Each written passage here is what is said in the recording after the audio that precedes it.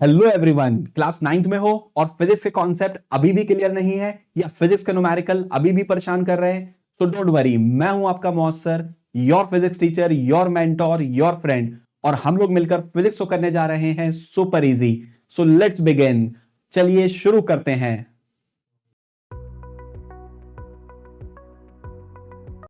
Hello everyone, तो अब हम स्टार्ट करने जा रहे हैं अपना next topic, that is energy. चलो आओ बच्चों, एनर्जी के बारे में बात करते हैं। बेसिकली एनर्जी होती क्या है? एनर्जी हमारी जो है, अगर हम उसको एक लाइन में बोले, that is capacity to do work. अगर हमारे पास कैपेसिटी है, हमारे पास पॉसिबिलिटी है वर्क करने की, याद करो पिछली स्लाइड्स में हमने वर्क पढ़ लिया है, ठीक है। तो अगर हमारे पास कैपेसिटी है, हमारे पास एबिलिटी है क्या करने का, वर्क करने की, तो हम बोल सकते हैं कि हमारे पास एनर्जी है। इसको ऐसे समझो, कभी कभार ऐसा होता है कोई हमसे आगे बोलता है यार ये पर्टिकुलर काम कर दो, ये वर्क कर दो मेरा, तो हम बोलते हैं यार मेरे पास बिल्कुल देखो एनर्जी नहीं है, और इस वजह से मेरे पास क्योंकि एनर्जी नहीं है मैं ये काम नहीं कर सकता, ठीक है। जैसे फॉर एग्जाम्पल, मैं अगर यहाँ पर अभी एक वीडियो बना रहा हूँ तो ऑब्वियस बात है मेरे अंदर एनर्जी है, तभी मैं आके कैमरे के सामने वीडियो बनाने जा रहा हूँ। अगर मैं लेथार्जिक फील कर रहा होता, लेस एनर्जेटिक फील कर रहा होता, तो शायद मैं ये वीडियो नहीं बना रहा होता।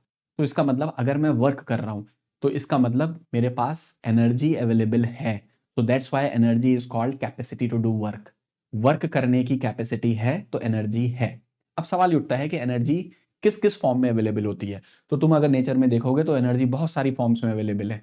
लाइक हमारे पास काइनेटिक एनर्जी है अगर कोई बॉडी चल रही है, हमारे पास पोटेंशियल एनर्जी है अगर बॉडी की लोकेशन चेंज हो रही है, हमारे पास केमिकल एनर्जी है, मैं फूड का इंटेक करता हूं तो मेरे अंदर कौन सी एनर्जी आती है, दैट इज केमिकल एनर्जी। उसके बाद हमारे पास डिफरेंट फॉर्म मैकेनिकल एनर्जी है, हमारे पास हवा चल रही है, विंड एनर्जी है, वाटर फ्लो कर रहा है, फ्लोइंग वाटर के पास एनर्जी है।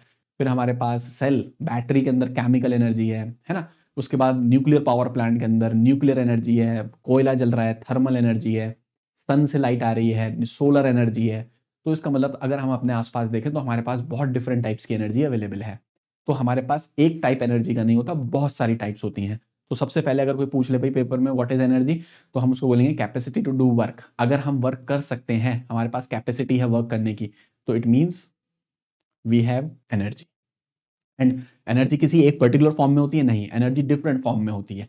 और वो डिफरेंट फॉर्म्स क्या क्या है, जैसे अगर पूछ ले कोई, तो first is chemical, we have kinetic energy, potential energy, chemical energy, nuclear energy, thermal energy, wind energy. Lots of energy is available in the universe. एक चीज, दूसरी चीज होता क्या है कि ये एनर्जी भी फॉर्म भी चेंज करती है अपनी, है ना। तो एनर्जी का एक कंजर्वेशन ऑफ एनर्जी हम पढ़ेंगे, वो तभी डिस्कस चलेंगे करेंगे। चलो बच्चों, तो हमारे पास एनर्जी हो गया, कैपेसिटी टू डू वर्क। अच्छा, एनर्जी की हमारी यूनिट क्या होती है बच्चों? तो अगर हम बात करें एनर्जी की, हमारे पास यूनिट होती है that is joule, that is joule. चलो स्टार्ट करते हैं। तो एनर्जी बेसिकली क्या हो गया, the capacity to do work. बच्चों ये लिखा हुआ है the capacity of a body to do work is called energy. बहुत बढ़िया। और उसके बाद एनर्जी की हमारे पास यूनिट होती है जूल। क्या होती है बच्चों? जूल जी। इसकी किलो जूल भी लिख सकते हैं हम। अगर कभी किलो जूल लिखा है तो किलो का मतलब हो गया 1000 जूल। कितना हो गया? 1000 जूल। कभी कभार न्यूमेरिकल में ऐसा होता है किलो जूल में दे देता है, तो हम उसको कन्वर्ट कर सकते हैं किसमें बच्चों? जूल में कन्वर्ट कर सकते हैं, ठीक है। तो ये हमारे पास हो गया। उसके बाद एनर्जी के वेरियस फॉर्म होते हैं, अभी हमने बहुत अच्छे से डिस्कस करा। जैसे पोटेंशियल एनर्जी हो सकता है, काइनेटिक एनर्जी हो सकता है, हीट एनर्जी हो सकता है, केमिकल, इलेक्ट्रिकल, लाइट, बहुत सारी फॉर्म ऑफ एनर्जी है हमारे पास, ठीक है। चलो बच्चों नेक्स्ट स्लाइड की तरफ चलते हैं हमारे पास। तो अब हम जो फर्स्ट टाइप ऑफ एनर्जी पढ़ने जा रहे हैं that is our kinetic energy. क्या पढ़ेंगे? Kinetic energy. बहुत ही इंपॉर्टेंट टाइप ऑफ एनर्जी है, ध्यान से सुनना है। फॉर एग्जाम्पल, अगर हमारे पास कोई बॉडी है और वो मोशन में चल रही है, तो उसके पास एक एडिशनल अमाउंट ऑफ एनर्जी होगी, उसके साथ जो एनर्जी एसोसिएट करेगी that is our kinetic energy. तो जब भी हम काइनेटिक एनर्जी की बात करते हैं, मतलब एक एनर्जी जो मूविंग ऑब्जेक्ट के साथ होगी। काइनेटिक एनर्जी हमेशा किसके साथ होगी? रेस्ट पर या मूविंग मूविंग ऑब्जेक्ट के साथ होगी। तो फॉर एग्जाम्पल हमारे पास एक ब्लॉक है, ठीक है बच्चों, हमारे पास क्या है? एक ब्लॉक। बहुत बढ़िया। तो हमारे पास एक ब्लॉक है बच्चों, और ये ब्लॉक जो है हमारे पास, ये वाला ब्लॉक, ये मोशन में है और ये कितनी वेलोसिटी से मूव कर रहा है? v। लेट्स से इसका मास कितना है? m, ठीक है। तो ये ब्लॉक हमारा मूविंग स्टेट में है। तो हमने बोला कि अगर कोई भी ऑब्जेक्ट मोशन में होगा तो उसके पास एक एनर्जी होगी that is kinetic energy, that is kinetic energy. और इस काइनेटिक एनर्जी का फॉर्मूला होता है हाफ एम वी स्क्वायर। ये बहुत ही काम का फॉर्मूला है, याद रखना है। 9th 11th जब कभी भी काइनेटिक एनर्जी की बात होगी यही फॉर्मूला यूज होगा, ठीक है। तो हमारे पास काइनेटिक एनर्जी का फॉर्मूला आ गया, that is half m v square. ठीक है, अब यहाँ समझते हैं कि करके कौन क्या है। तो यहाँ पर वेयर के बारे में बात करें हम, तो m is the mass of the body, और मास की हमें यूनिट क्या लेनी है, एसआई, किलोग्राम। ठीक है, उसके बाद वी हमारे पास कौन है, velocity of the body. V is the velocity of the body. इसकी यूनिट हमें क्या यूज करनी है, SI, metre per second. And यहाँ पर के किसको रिप्रेजेंट कर रहा है, दैट इज काइनेटिक एनर्जी। ठीक है, तो काइनेटिक एनर्जी में एक लाइन में लिखने को पेपर में बिल्कुल आ सकता है। क्या आ सकता है बच्चों, what do you mean by kinetic energy? So it is energy possessed by a body due to its motion. Motion की वजह से जो एनर्जी होगी, that is kinetic energy. What is the SI unit, joule. Next, kinetic energy scalar और vector, कोई भी energy हो वो सब स्केलर होती हैं। ठीक, उसके बाद what is the formula for kinetic energy, लिखने को आता है एक नंबर में, half m v square, where m is the mass in kilogram and v is the velocity in metre per second. बहुत बढ़िया, सॉरी बच्चों, अब आगे चलते हैं। ये बहुत ही इंपॉर्टेंट डेरिवेशन, हमें काइनेटिक एनर्जी के फॉर्मूले को डेराइव करना है। स्कूल एग्जाम में जनरली पूछते हैं 2 नंबर या 3 number. We have to derive relation for kinetic energy, that is half m v square. चलो इसका डेरिवेशन करते हैं बच्चों, बहुत सिंपल है, जल्दी से देखना है। ठीक है, सॉरी, मान लो बच्चों हमारे पास एक ब्लॉक दे रखा है। ठीक है सर, एक ब्लॉक दे रखा है, बहुत बढ़िया। अब यहां पर ब्लॉक की 2 कंडीशन दे रखी है हम लोगों को। ठीक है सर, पहली कंडीशन क्या दे रखी है कि इनिशियली ये रेस्ट पर था, यानी यू इसका 0 है। अब ब्लॉक इनिशियली एट रेस्ट, तो उसको कंसीडर में लिख कर आना है स्कूल के एग्जाम में। कैसे लिखोगे, consider a box initially at rest, mass m. उसके बाद ये ब्लॉक किसी टाइम पर, इसकी वेलोसिटी कितनी हो गई, v। ठीक है, कितने टाइम पर, t टाइम। इसमें इसका डिस्प्लेसमेंट कितना हो गया, लेट से s, और इस ब्लॉक का एक्सेलरेशन कितना दे रखा है, लेट से a। ये सब हम लोगों को गिवन है। तो जब भी डेरिवेशन आता है स्कूल के एग्जाम में, तो रिक्वायरमेंट होती है कंसीडर लिखने की। तो कंसीडर बहुत सिंपल है, अगर तुम्हें डायग्राम बनाना आता है ना, तो तुम कंसीडर बहुत आसानी से लिख दोगे।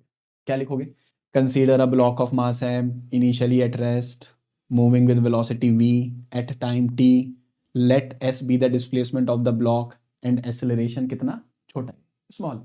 बस जो डायग्राम है उसी को शब्दों में लिख देंगे। उसके बाद अब इस डेरिवेशन को बच्चों यहाँ शुरू करते हैं। हमें पता है थर्ड इक्वेशन ऑफ मोशन क्या होती है, that is v square equals u square plus 2as। जी सर बिल्कुल होती है। तो यहां पर वैल्यूज पुट करते हैं, v square equals what is u, sir u तो 0 है, तो बहुत बढ़िया, इनिशियली रेस्ट पर था, plus acceleration is a, displacement is s। तो यहां पर वी स्क्वायर आ जाएगा 2as। बहुत बढ़िया, अब इसे इक्वेशन नंबर 1 मान लेंगे। बहुत सिंपल, थर्ड इक्वेशन लगा दी, v square equals u square plus 2as, u is 0, u is 0 put करा, दैट्स इट, सिंपल। बहुत बढ़िया सर, समझ में आ रहा है यहां तक। उसके बाद हम इस इक्वेशन को both side multiply by mass, multiply by mass, दोनों तरफ मास से मल्टीप्लाई कर देते हैं, यानी स्मॉल एन। तो ये हो जाएगा v square multiplied by m, 2m_a_s। 2 को इसके नीचे ले आते हैं, half m v square equals, sorry, m_a_s,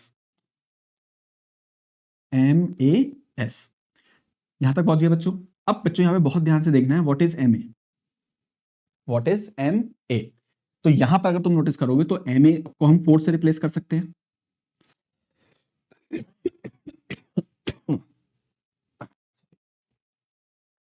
तो बच्चों यहां पर एम ए क्या है, ध्यान से देखो। तो यहां पर एम ए का मतलब है मैं एम ए को फोर्स से रिप्लेस कर सकता हूं। हाँ सर, ये तो हमने पिछले चैप्टर्स में पढ़ा है। तो मैं यहां पे लिख दूंगा half m v square equals force into displacement. Sir force into displacement तो इसी चैप्टर में पढ़ा है, विच इज वर्क। बिल्कुल बच्चों, तो फोर्स इंटू डिस्प्लेसमेंट को रिप्लेस कर देंगे वर्क से। तो वर्क इक्वल्स कितना आ जाएगा हमारे पास, हाफ एम वी स्क्वायर। तो बच्चों यहां से हमें वर्क मिल गया, which is half m v square. बहुत बढ़िया। अब क्लास हमें पता है कि एनर्जी अपनी फॉर्म चेंज करती है, यानी यही जो वर्क डन हुआ ये बॉडी की काइनेटिक एनर्जी में कन्वर्ट हो गया। It transform into the kinetic energy of the body. तो हम लोग बोल देंगे कि this work transform into the kinetic energy of the body which is K equals half m v square. Sir ये तो वही फॉर्मूला आ गया जो आपने स्टार्टिंग में बताया था कि काइनेटिक एनर्जी का फॉर्मूला यूज होगा always half m v square. बहुत ही काम का फॉर्मूला, स्टार स्टार स्टार। तो हमने इस तरीके से काइनेटिक एनर्जी का डेरिवेशन कर लिया, which is half m v square. बहुत सिंपल है, ठीक है। तो ये हो गया हमारे पास, ठीक है। तो स्कूल के डेरिवेशन में आएगा, कंसीडर लिखना है, डायग्राम बनाना है और इसको स्टेप्स को फॉलो करना है। इसको करना क्या है, एक बार देखो, वीडियो स्टॉप करो, 2 बार कॉपी में लिख लो, याद हो जाएगा, ठीक है, हाफ एम वी स्क्वायर। चलो बच्चों, अब हम अपने नेक्स्ट टॉपिक की तरफ चलते हैं। अब यहाँ पे अगर तुम ध्यान से देखो तो हमें सवाल पूछ रहा है, देखो क्या पूछा है, वो बोल रहा है if the speed of a body is halved, हमने बॉडी की स्पीड को हाफ कर दिया, ठीक है, कर दिया, कोई दिक्कत नहीं है, बॉडी की स्पीड को हाफ कर दिया, कम कर दिया, what will be change in its kinetic energy, kinetic energy पे क्या असर पड़ेगा। बहुत अच्छा सवाल है, इस टाइप के सवाल पूछे जाते हैं, ठीक है, स्कूल के एग्जाम में आते हैं बच्चों, ठीक है। तो अब कैसे करेंगे इसको समझते हैं। देखो यहाँ पर सबसे पहले, बल्कि मैं और भी इसमें पार्ट सेट करके तुम्हें बताता हूँ। फर्स्ट, काइनेटिक एनर्जी का फॉर्मूला क्या होता है, हाफ एम वी स्क्वायर। अब तुम यहाँ पे नोटिस करो, हमने इस स्पीड को चेंज किया है। पहले काइनेटिक एनर्जी क्या थी, K1 बोल दो, हाफ एम, पहले स्पीड कितनी थी v, पहली इक्वेशन, सर बहुत सही, दिस इज बिफोर, सर बात समझ में आ रही है, एक बॉडी थी, मास m था और स्पीड कितनी थी उसकी v, फॉर्मूला लगा दिया काइनेटिक एनर्जी का, बहुत बढ़िया। आफ्टर देखो क्या हुआ, आफ्टर काइनेटिक एनर्जी चेंज हो गई K2, मास तो सेम रहा हाफ एम, यहाँ v है, v/2 हो गया, सर v/2 कैसे पता लगा, ये v/2 हो गया बाद में, क्योंकि उसने बोला है kinetic energy is half, kinetic energy is half, half का मतलब 1/2, देखो फॉलो कर रहे हो मुझे, चलो, तो यहां पर K2 आ जाएगा हाफ एम, इसका v का स्क्वायर, और व्हाट इज 2 का स्क्वायर, दैट इज 4, बहुत बढ़िया, ये हमारी क्वेश्चन नंबर सेकंड हो गई। अब हम सेकंड को डिवाइड कर लेंगे विद फर्स्ट, तभी तो पता लगेगा क्या इफेक्ट आया। तो K2 अपॉन K1, K2 कितना है, half m v square by 4, K1 कितना है, हाफ एम वी स्क्वायर, तो बच्चों उसको लिख देंगे half m v square, half से हाफ कैंसिल, एम से एम कैंसिल, वी स्क्वायर से वी स्क्वायर कैंसिल, तो ये बचेगा 1/4, यानी K1 को इधर ले आओ, तो जो फाइनल वाली काइनेटिक एनर्जी हो जाएगी वो 1/4 ऑफ K1 हो जाएगी, 1/4 ऑफ K1 हो जाएगी, यानी जो फाइनल काइनेटिक एनर्जी है वो पहले वाली काइनेटिक एनर्जी डिवाइडेड बाई 4, यानी पहले वाली काइनेटिक एनर्जी डिवाइडेड बाई 4 ज्यादा हो जाएगी, कम हो जाएगी, कम हो जाएगी, और ऑब्वियस बात है जब स्पीड को कम करोगे तो काइनेटिक एनर्जी भी कम हो जाएगी। तो इसका मतलब यहां पर एक बात और समझ में आ रही है, पिछली स्लाइड में हम ऐड कर सकते हैं कि काइनेटिक एनर्जी किन किन बातों पे डिपेंड करती है। तो काइनेटिक एनर्जी का क्योंकि फॉर्मूला होता है हाफ एम वी स्क्वायर, तो काइनेटिक एनर्जी एक तो डायरेक्टली प्रोपोर्शनल है मास, ये भी पूछता है स्कूल के एग्जाम में कि काइनेटिक एनर्जी किन किन बातों पे डिपेंड करती है। नंबर 1 फॉर्मूला बता रहा है मास, डायरेक्टली प्रोपोर्शनल, मतलब मास को ज्यादा करोगे तो काइनेटिक एनर्जी भी ज्यादा, मास को कम करोगे तो काइनेटिक एनर्जी भी कम। दूसरा, काइनेटिक एनर्जी डिपेंड करती है बॉडी की स्पीड का स्क्वायर, स्पीड का स्क्वायर, देखो जी सर बात समझ में आ रही है, यानी स्पीड भी ज्यादा करोगे तो काइनेटिक एनर्जी भी ज्यादा हो जाएगी, स्पीड को कम तो काइनेटिक एनर्जी भी कम। तो यहां पर भी यही चीज हुई, स्पीड आधी हो गई तो काइनेटिक एनर्जी भी कम हो गई, आधी हो गई, 1/4, 1/4 हो गई, 1/4 हो गई, ठीक है। तो इसको हमें ध्यान रखना है सवाल को। अब ये सवाल और किस तरीके से पूछ सकता है, मैं इसलिए डिस्कशन कर रहा हूं बच्चों क्योंकि इंपॉर्टेंट है, पूछता है स्कूल के एग्जाम में। तो चलो देखते हैं। फॉर एग्जाम्पल एक सवाल दे रखा है हम लोगों को, उसमें बोला गया कि बॉडी का जो मास है उस मास को हमने डबल कर दिया, क्या कर दिया, डबल कर दिया, तो बताओ काइनेटिक एनर्जी पे क्या फर्क पड़ेगा। तो अगर ये एमसीक्यू में आ जाए तो हम डायरेक्ट भी कर सकते हैं, देखो कैसे, काइनेटिक एनर्जी डायरेक्टली प्रोपोर्शनल है मास को, तो मास को 2 टाइम्स करोगे तो काइनेटिक एनर्जी भी 2 टाइम्स हो जाएगी, तो आंसर विल बी 2 टाइम्स। ठीक है सर बात समझ में आ गई, सिंपल, 2 टाइम्स हो जाएगी। मतलब अगर मैं मास को 4 टाइम्स कर दूं तो काइनेटिक एनर्जी भी 4 टाइम्स, मास को 5 टाइम्स करूं तो काइनेटिक एनर्जी भी कितना टाइम्स, 5 टाइम्स। ठीक है सर। दूसरा सवाल आ सकता है कि एक बॉडी की स्पीड को, वेलोसिटी को या स्पीड को हमने डबल कर दिया, ज्यादा कर दिया, हमने क्या कर दिया, 2 टाइम्स, कितने टाइम्स कर दिया बच्चों, 2 टाइम्स कर दिया, तो काइनेटिक एनर्जी पे क्या फर्क पड़ेगा। तो चलो देखते हैं काइनेटिक एनर्जी। तो काइनेटिक एनर्जी प्रोपोर्शनल होता है v square, half m v square, भाई फॉर्मूला होता है हाफ एम वी स्क्वायर, जी सर बिल्कुल होता है, यहां वी कर दी मैंने, 2 टाइम्स कर दी, 2 टाइम्स, लेकिन 2 टाइम्स का स्क्वायर, बात को समझना बच्चों बहुत अच्छे से, 2 टाइम्स का स्क्वायर, 2 टाइम्स का स्क्वायर 2 होता है, 4 होता है। What is 2 square? That is 2 into 2 which is 4। यानी काइनेटिक एनर्जी डबल नहीं होगी, kinetic energy will become 4 times. Kinetic energy will become बच्चों कितना? 4 टाइम्स। ये बड़े काम की बात है। तो स्पीड को डबल करा तो काइनेटिक डबल नहीं हुई, वो 2 का स्क्वायर हो गई। उसी तरह से सोचो, अगर मैं वेलोसिटी को 3 टाइम्स कर दूं, तो बच्चों अगर मैं इसको 3 टाइम्स करूंगा तो यहां 2 का स्क्वायर होगा, 3v का स्क्वायर होगा, है ना? 2v का 3v का 3v का 3 का स्क्वायर करोगे तो कितना होगा बोलो? 9। तो यानी इस केस में kinetic energy will become 9 times. कितना टाइम्स हो जाएगी बच्चों? 9 टाइम्स हो जाएगी। ठीक है ना? यहां तक काइनेटिक एनर्जी 9 टाइम्स हो जाएगी। अब मैं ऐसा पूछूं, स्पीड को 4 टाइम्स कर दिया तो सर 16। 5 टाइम्स कर दिया स्पीड को, 5 का स्क्वायर 25। स्पीड को 6 टाइम्स कर दिया, 6 का स्क्वायर 36 टाइम्स। तो स्पीड का केस में स्क्वायर करके चलना है। ठीक है, इस तरीके से हम इसको डायरेक्ट आंसर भी कर सकते हैं। जैसे फॉर एग्जाम्पल, अगर मैं तुमसे पूछूं कि एक बॉडी का स्पीड को मैंने 5 टाइम्स किया, कितने टाइम्स किया बच्चों? 5 टाइम्स। तो बताओ काइनेटिक एनर्जी कितने टाइम्स हो जाएगी? तो काइनेटिक एनर्जी 5 का स्क्वायर विल बी 25 टाइम्स। अगर कोई बोले कि भाई एक ऑब्जेक्ट है और उसकी स्पीड को मैंने हाफ किया, जैसे पहले किया था, तो यहां पर कम किया है तो काइनेटिक एनर्जी भी कम हो जाएगी। तो इसकी इस बार जो होगी 2 का स्क्वायर 4, 1/4 हो जाएगी, 1/4 हो जाएगी।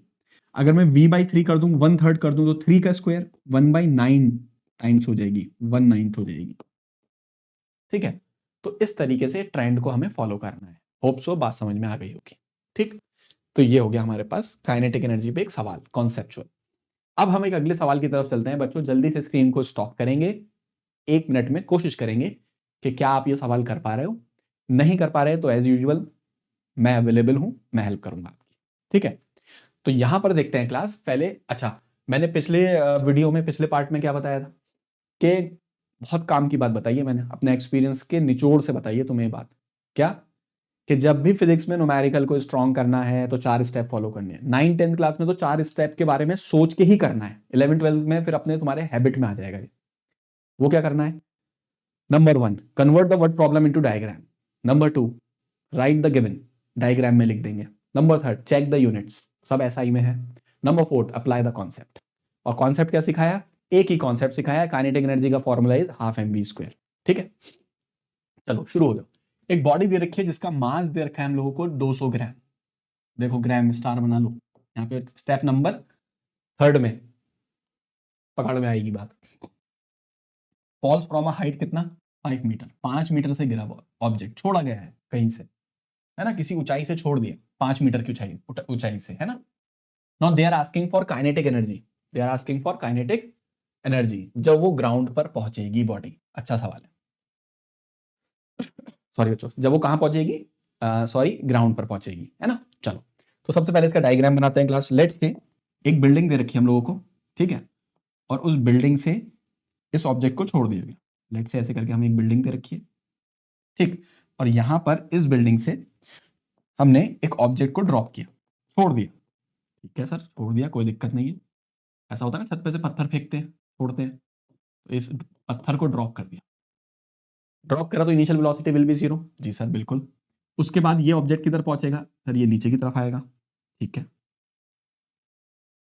ये ऑब्जेक्ट नीचे की तरफ आया, और जब ये ग्राउंड पर पहुंचने वाला था बच्चों, जब ये ग्राउंड पर पहुंचने वाला था तो कुछ स्पीड होगी इसकी v।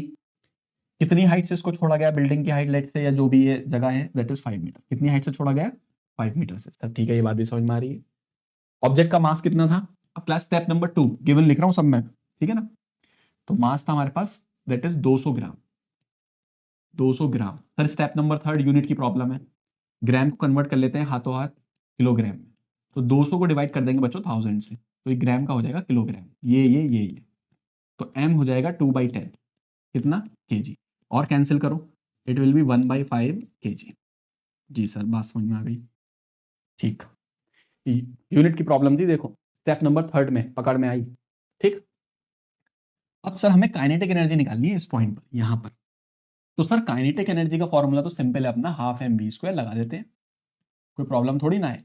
यहाँ मास मालूम है, बिल्कुल मालूम है, लेकिन प्रॉब्लम किसके साथ है? हमें स्पीड मालूम नहीं है। प्रॉब्लम हो गई। तो हिम्मत थोड़ी ना हारेंगे, हम सोचेंगे कि कैसे स्पीड को फाइंड करें। कहीं तो पढ़ा होगा 9th क्लास के किसी चैप्टर में कोई ऐसी इक्वेशन जो हमें v दे दे, तो हमें याद आया सर हमारे पास तो 3 इक्वेशन होती हैं, v equals you plus eighty होता है, जी सर बिल्कुल, फिर एक s बराबर U T plus half eighty square होता है, बिल्कुल सर ये भी याद आ गई। हिम्मत नहीं हारते कभी क्लास न्यूमेरिकल में, सोचते हैं क्या चीज नहीं है तो उसको कैसे ढूंढेंगे, कैसे पता करेंगे। ये हिम्मत हारना कभी मत सीखना। अगर जिस दिन तुम्हें ये चीज करना आ गई ना कि कोई चीज नहीं पता मुझे किसी फॉर्मूले में और मुझे उसको ढूंढना है, तो मान के चलो आधी जंग जीत ली तुमने, ठीक है। और ये एटीट्यूड तो ऐसा है पूरी जंग जीत ली, कोई टेंशन नहीं। तीसरा क्या है हमारे पास, v square equals u square plus 2as। अब मुझे प्रॉब्लम ये है वी नहीं मालूम है, ये वाली इक्वेशन यूज नहीं कर सकता सर मैं। क्यों नहीं कर सकता? क्योंकि कहीं पे भी टाइम नहीं गिवन, टाइम पता ही नहीं, टाइम का कोई गिवन में दिख ही नहीं रहा सर। कोई बात नहीं, ये भी नहीं कर सकता सर, टाइम गिवन नहीं है कहीं पर भी। लेकिन सर ये वाली लग रही है मुझे काम कर जाएगी, तो ये 2 वाली हटा देता हूँ, ये 2 तो गई, ये भी गई सर, किसी काम की नहीं है इक्वेशन। थर्ड इक्वेशन यूज कर सकता हूँ, देखो कैसे। v हमें निकालना है, u सर ड्रॉप किया है 0 2। जब कोई बॉडी फ्री फॉल करती है तो एक्सेलरेशन नीचे की तरफ होता है g, 10 यूज कर लो यहाँ पर, मीटर पर सेकंड स्क्वायर, ये हमें मालूम है 10 हो गया। और नीचे की तरफ डिस्प्लेसमेंट कितना हुआ है 5। तो सर ये तो v स्क्वायर की वैल्यू आ गई, दैट इज 100। कितनी आ गई 100। और सॉल्व मत करो, बस इसी को ऐसी रहने दो, हमें v स्क्वायर की वैल्यू तो चाहिए थी। देखो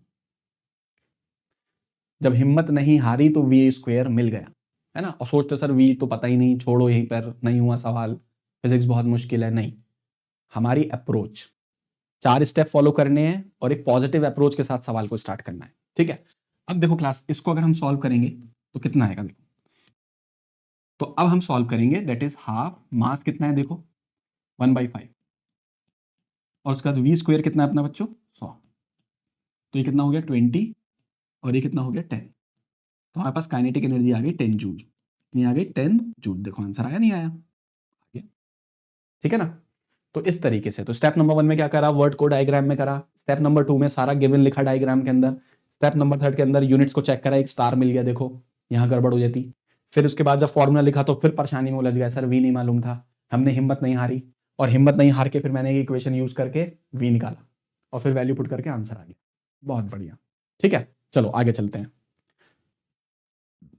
अब अगर तुम देखो नेक्स्ट क्या करना है हमें क्लास, नेक्स्ट टाइप की एनर्जी की बात कर रहा है, ग्रेविटेशनल पोटेंशियल एनर्जी। सॉरी, तो क्लास ग्रेविटेशनल पोटेंशियल एनर्जी के बारे में बात करते हैं। अब क्लास नई टाइप की एनर्जी आई है, दैट इज पोटेंशियल एनर्जी, ठीक है। तो पोटेंशियल एनर्जी के बारे में पहले बात करते हैं। हमने अभी बात करी थी क्लास काइनेटिक एनर्जी, जो बॉडी के मोशन की वजह से थी।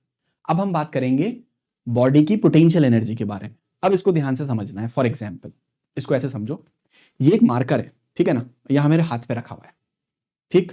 ऐसा समझो ये जो मेरा हाथ है ना ग्राउंड है, और ये मार्कर ग्राउंड पे रखा हुआ है। अब मैं इसको उठाकर यहां ले जाना चाहता हूं, सर ठीक है।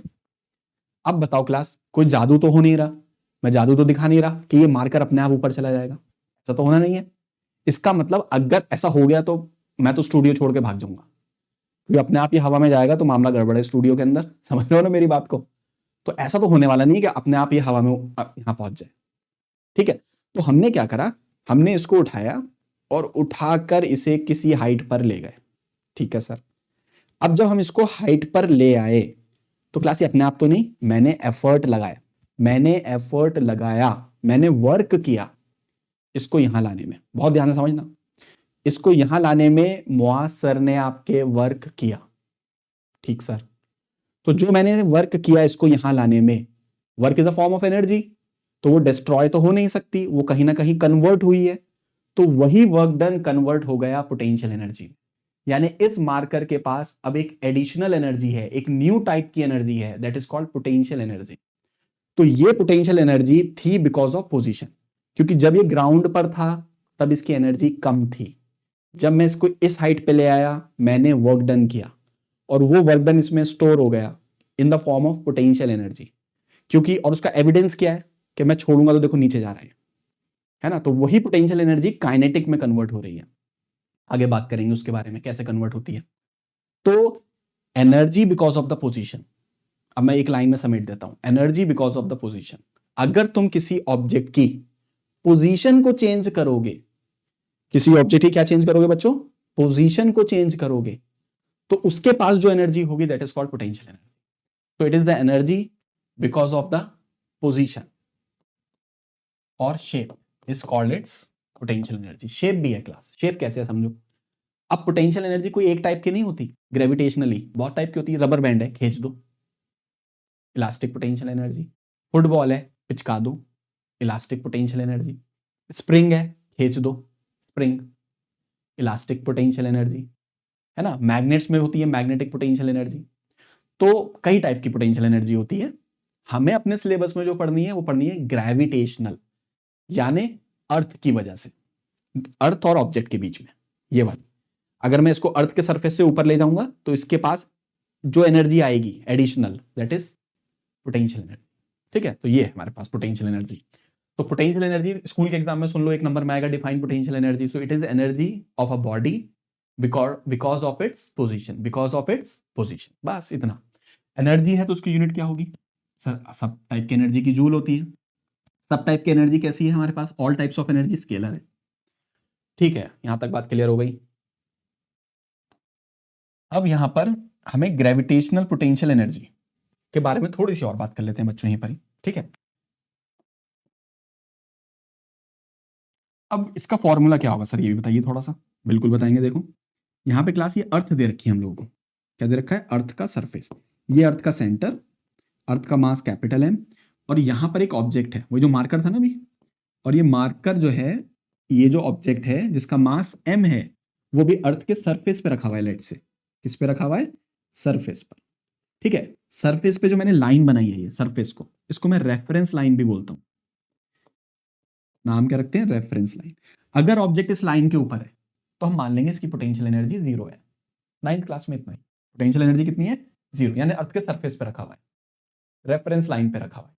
अब अगर मैं इस ऑब्जेक्ट को किसी हाइट पर ले जाऊं, लेट से कितनी हाइट पे ले गया, h हाइट पे ले गया, तो इसके पास एक एडिशनल एनर्जी आएगी that is called potential energy. That is called potential energy, PE, और उसका फॉर्मूला होता है mgh. जी कौन है याद करो, एक्सेलरेशन ड्यू टू ग्रेविटी, जो नीचे की तरफ 10 मीटर पर सेकंड स्क्वायर या 9.8 मीटर पर सेकंड स्क्वायर. तो जो पोटेंशियल एनर्जी आई ऑब्जेक्ट पर, उसका फॉर्मूला ये यूज होगा. और यहां पे बहुत ही काम की बात, where, what is m, m is the mass sir, जिसकी यूनिट किसमें यूज होनी है हमारी, kilogram. What is g, g is acceleration due to gravity, due to gravity, acceleration due to gravity, जिसकी यूनिट होती है मीटर पर सेकंड स्क्वायर, वैल्यू होती है 9.8. उसके बाद what is h, height from the earth surface, height from earth surface, height की unit क्या होगी हमारी, मीटर. यूनिट्स क्यों लिखवाता जा रहा हूं तुम्हें, इसलिए लिखवाता जाता हूं फॉर्मूले में, ताकि तुम्हें याद है स्टेप नंबर 3 में यूनिट्स चेक करनी है. ठीक, इसलिए. तो पोटेंशियल एनर्जी का जो फॉर्मूला होने वाला है बच्चों that is mgh. m mass, g is the acceleration due to gravity, h is the height. ठीक, अब इस फॉर्मूले का डेरिवेशन कर लेते हैं. हाँ, एक बात और क्लास यहां पर नोटिस कर लेंगे, जो पोटेंशियल एनर्जी होती है वो पॉजिटिव भी हो सकती है, नेगेटिव भी हो सकती है, और जीरो भी हो सकती है. अगर वो इस रेफरेंस लाइन के ऊपर होगी तो potential energy will be consider as zero. याद रखना है, काम की बात है. अगर इस लाइन से ऊपर की तरफ जा रहे हैं हम, तो इस लाइन से किधर जा रहे हैं हम लोग, ऊपर की तरफ, तो यहां पर जो पोटेंशियल एनर्जी आएगी वो हमारी पॉजिटिव होगी. और अगर इस रेफरेंस लाइन से नीचे की तरफ जा रहे हैं हम, तो जो हमारी पोटेंशियल एनर्जी होगी that will be consider as negative. तो यहां पे माइनस का mgh, यहां पर प्लस का mgh, और लाइन अर्थ के सरफेस पे कितनी, जीरो. ठीक है, तो लाइन से ऊपर प्लस का mgh, लाइन से नीचे माइनस का mgh, अर्थ के सरफेस. ठीक है, तो ये बातें हमें ध्यान रखनी है. और इसके साथ हम चलते हैं इसके डेरिवेशन की तरफ. डेरिवेशन तो तुम बहुत एकदम कर दोगे, बहुत ही आसान है इसका. इवन तुम इस पे न्यूमेरिकल पहले कर चुके हो, पिछले स्लाइड में आया था एक. ठीक है, चलो डेरिवेशन निपटाते हैं. तो डेरिवेशन को ऐसे समझो, यहां पर चलो ऐसे एक अर्थ दे रखी है, ये एक लाइन खींच लेना. ठीक है, ये अर्थ का सरफेस, ठीक, ये वाली लाइन. यहां एक ऑब्जेक्ट रखा हुआ है जिसका मास सर m है. ठीक है, कोई दिक्कत नहीं, बहुत बढ़िया. हम इस ब्लॉक को कितना ऊपर ले गए सर, इसको ले गए h हाइट पर, यहां ले आए. ठीक है सर, ले आए. अब एक बात बताओ, इस वाले ब्लॉक पर ऊपर जाते वक्त इसका मास तो m है, अर्थ इसे ऊपर खींचेगी नीचे खींचेगी, सर इसको नीचे खींचेगी, कितने से, mg. इसको ऊपर ले जाने में हमें कुछ वर्क डन करना पड़ेगा, बिल्कुल। अभी जो बात करी मैंने, ये मार्कर अपने आप ऊपर जाने वाला नहीं है, मुझे लेके जाना पड़ेगा। तो जो मैंने फोर्स लगाया दैट इज एफ, और ये एफ कम से कम किसके बराबर होगा, mg। तो अगर मैं यहां पर बच्चों वर्क डन निकाल लूं, क्या निकाल लूं, वर्क डन, तो यहां पर वर्क डन बाई एफ निकाल रहा हूं, तो मैं लिखूंगा एफ इंटू डिस्प्लेसमेंट। तो वर्क डन फोर्स कम से कम किसके बराबर होगा बच्चों, mg के बराबर होगा। किसके बराबर होगा, mg। और ये डिस्प्लेसमेंट कितना है, ऊपर की तरफ, सो एस हमारा हो जाएगा h के बराबर। सर mg h आ गया, बहुत बढ़िया। फोर्स किधर है सर, ऊपर। डिस्प्लेसमेंट किधर है, ऊपर। दोनों की डायरेक्शन क्या है, सेम। और रिटर्न हमारा कैसा होगा बच्चों, यहां पर पॉजिटिव होगा। कैसा होगा, पॉजिटिव। ठीक है, तो ये पॉजिटिव हो गया। अब हमें पता है, मैंने अभी थोड़ी देर पहले बताया कि जो मैंने वर्क डन किया, जो मैंने वर्क डन किया इसको ऊपर ले जाने में, वही वर्क डन कन्वर्ट हो गया बॉडी की पोटेंशियल एनर्जी। तो बच्चों यही वर्क डन कन्वर्ट हो जाएगा बॉडी की किसमें, पोटेंशियल एनर्जी में। तो हम लिख देंगे this work done converts into potential energy of the body. Potential energy of the body. जी सर, बात समझ में आ रही है बहुत अच्छे से। तो यहां पे जो हमारा पोटेंशियल एनर्जी का फॉर्मूला आ जाएगा that is equal to work done. तो यहां पोटेंशियल एनर्जी बराबर हो जाएगी, वर्क कितना है हमारे पास, mgh। और अभी हमने पीछे यही तो पढ़ा था कि पोटेंशियल एनर्जी का फॉर्मूला होता है mgh। सर ये तो बहुत ही आसान है, हाँ बहुत ही आसान है। वर्क डन निकालना है mgh और उसको पोटेंशियल एनर्जी के इक्वल कर देना है, दैट्स इट। बाकी हम बात कर चुके हैं, ऊपर जाते वक्त वर्क वो पोटेंशियल एनर्जी पॉजिटिव होगी, नीचे आते वक्त पोटेंशियल एनर्जी नेगेटिव होगी। लाइन के ऊपर पोटेंशियल एनर्जी सरफेस के ऊपर कितनी कंसीडर होगी, दैट इज 0। बहुत बढ़िया। चलो बच्चों, अब अगर यहां तक बात समझ में आ रही है तो हम अपने आगे चलते हैं। आगे हमारे सामने क्या है, देखो एक सवाल दे रखा है, स्क्रीन को स्टॉप करो और मेरे साथ कोशिश करो। ठीक है, देखो सवाल क्या बोल रहा है। सवाल में बोल रहा है वो, a body weights 40 kg। Class step number 1 body word problem को डायग्राम में कन्वर्ट करेंगे। अ बॉडी वेट्स 40 kg, जो बॉडी का मास दे रखा है यानी स्मॉल है, मेक्स अ जंप ऑफ, कहीं से छलांग लगाई, height. What is the kinetic energy, बहुत बढ़िया। हाईएस्ट पॉइंट पर पूछ रहा है, बहुत बढ़िया। चलो समझते हैं क्लास। तो क्लास फॉर एग्जाम्पल फिर इसने कहीं से छलांग लगाई, तो चलो एक बिल्डिंग कुछ बना लो ऐसी। कहाँ गया, ये क्या हो रहा है, एक सेकंड क्लास। चलो एक बिल्डिंग फिर से बनाते हैं, एक और कोशिश। ऐसा कैसे हो रहा है भाई, एक सेकंड रुको। तो क्लास एक बिल्डिंग बनाते हैं, दैट्स बन गई। ठीक है, थोड़ा परेशान किया इसने क्लास, कोई बात नहीं, कभी कभार हो जाता है। चलो, तो यहां पर हमने क्लास एक बिल्डिंग बनाई, बहुत बढ़िया। बिल्डिंग की हाइट यानी कहां से जंप लगाई उसने, 1.5 मीटर। क्लास 1.5 मीटर की क्या ही बिल्डिंग होगी, है ना। चलो मान लो, सपोज कर लो, क्या जा रहा है। अब उसके बाद क्लास यहां पर इसने छलांग लगाई, है ना, इसको ड्रॉप किया गया इसने। क्लास इसकी हाईएस्ट पॉइंट तो यही होगा, और हाईएस्ट पॉइंट पर व्हाट इज स्पीड। तो बोलोगे सर हाईएस्ट पॉइंट पे स्पीड तो 0 है, so what will be kinetic energy. जब स्पीड 0 तो काइनेटिक एनर्जी भी 0 होगी, बात खत्म, आंसर आ गया पहला। ठीक है सर, ये तो समझ में आ गई बात। उसके बाद दूसरा क्या बोल रहा है, भाई हाईएस्ट पॉइंट पे रफ्तार 0 होगी ना, छोड़ा, हाईएस्ट पॉइंट पे जस्ट छोड़ा, तो हाईएस्ट पॉइंट पे रफ्तार 0 तो काइनेटिक एनर्जी भी 0। अब बोल रहा है what is his potential energy at the highest point, बहुत बढ़िया। पोटेंशियल एनर्जी पूछ रहा है, तो ये तो होगी पोटेंशियल एनर्जी, यहां पर काइनेटिक 0 तो पोटेंशियल तो होगी। अब बताओ इस पॉइंट पर what will be potential energy. Sir अभी बताते हैं, क्या टेंशन। पोटेंशियल एनर्जी का फॉर्मूला होता है, हम सबको याद है, mgh। What is the mass, that is 40 kg। What is g, 10। What is height, 1.5। तो पॉइंट हटा, नीचे 10 आया, ये बहुत बढ़िया। 40 इंटू 15, बहुत बढ़िया, दैट इज 30 60 600 हो गया, 600 जूल। तो सर पोटेंशियल एनर्जी आ जाएगी 600 जूल, बहुत बढ़िया। ये हमारा आंसर आ गया। ठीक है बच्चों, तो ये बहुत आसान सा सवाल था, आगे चलते हैं, लेकिन अच्छा सवाल था। एक बात चीज रिकॉल करा दी उसने हमें कि हाईएस्ट पॉइंट पर रफ्तार 0 तो काइनेटिक एनर्जी 0। काइनेटिक एनर्जी 0 होगी हाईएस्ट पॉइंट पर, लेकिन पोटेंशियल एनर्जी 0 नहीं होगी। आगे काम आएगा कंजर्वेशन ऑफ एनर्जी में। चलो देखते हैं नेक्स्ट सवाल क्या बोल रहा है हमसे। क्लास नेक्स्ट सवाल में हमसे बोल रहा है वो, स्क्रीन स्टॉप करो, अपने आप करने की कोशिश करो। दो बॉडीज दे रखी हैं ए एंड बी। क्लास हमारे पास कितनी बॉडीज दे रखी हैं? दो। एक दे रखी है ए, एक दे रखी है बी। दो बॉडीज दे रखी हैं, बहुत बढ़िया। इक्वल मासेस हैं। तो चलो एक काम करते हैं, एक लाइन खींच के जरा उनको सेग्रीगेट कर लेते हैं। एक बॉडी ए, सर एक बॉडी दे रखी है ए, दूसरी बॉडी दे रखी है बी। बहुत बढ़िया, दोनों के मासेस क्या हैं? इक्वल है। बहुत बढ़िया। केप्ट एट हाइट h, ये h हाइट पर है, ये कितने हाइट पर है? 2h हाइट पर है। बहुत बढ़िया। Respectively what will be ratio of potential energy? चलो इसकी पोटेंशियल एनर्जी को बोल दो U1, निकालते हैं। और इसकी पोटेंशियल एनर्जी को बोल दो U2, निकालते हैं। तो what will be U1? That is mgh। ठीक है, mgh। और इसकी पोटेंशियल एनर्जी क्या होगी बच्चों? सब बता सकते हो। mgh होगी, 2h होगा, यहाँ पर 2h होगा। ये इसकी पोटेंशियल एनर्जी हो गई। इन दोनों का रेशियो पूछा है, what is U1 by U2, दोनों को डिवाइड कर दो। पहला लिख दो mgh, बहुत सिंपल। दूसरा लिख दो 2mgh, बहुत सिंपल। mgh से mgh कैंसिल हो गया, 1/2। तो what will be ratio? 1:2। Class के यहाँ तक बात समझ में आ रही है? बिल्कुल आ रही है क्लास। चलो अब आगे चलते हैं। नेक्स्ट सवाल में हमसे नेक्स्ट टॉपिक आ गया है क्लास। नेक्स्ट टॉपिक क्या कह रहा है? नेक्स्ट टॉपिक है बहुत ही इंटरेस्टिंग, 9th 11th सब जगह मिलेगा, दैट इज मैकेनिकल एनर्जी। इसके बारे में सिर्फ एक लाइन में बात याद रखनी है, it is sum of kinetic energy and potential energy.